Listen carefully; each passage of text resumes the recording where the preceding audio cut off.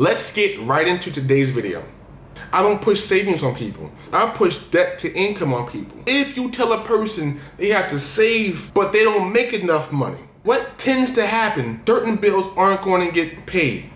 Then the money they're not applying on a bill they're putting in the bank. You didn't save nothing. You just banked it. In America, there are two main financial situations. You either don't make enough money or you have a spending problem. A great first step of improving your financial situation is by having a constant, honest conversation with yourself about your financial situation. Simple as that.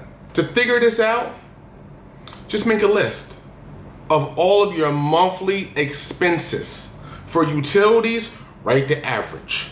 Leave nothing out that you pay monthly.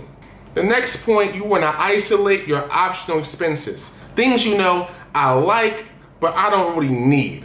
But you want to have your optional expenses isolated at this point. Do the same thing, but with all your contractual monthly payments. Next, tally up everything except your optional expenses.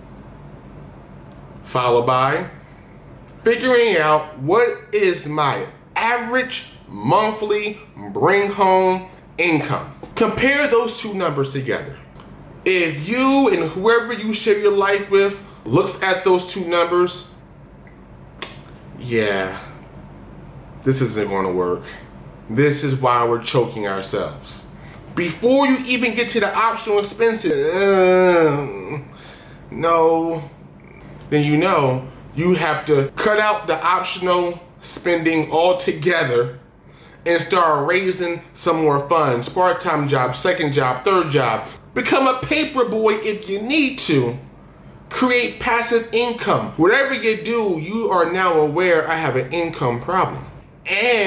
Or maybe you take a closer look at the contracted and start thinking about ways to get out of some of that. I'm only giving you food for thought. Can't wave my magic wand and just make everything better. I don't have that ability, okay? If you see I make enough money to pay all my main bills, then add in your optional expenses.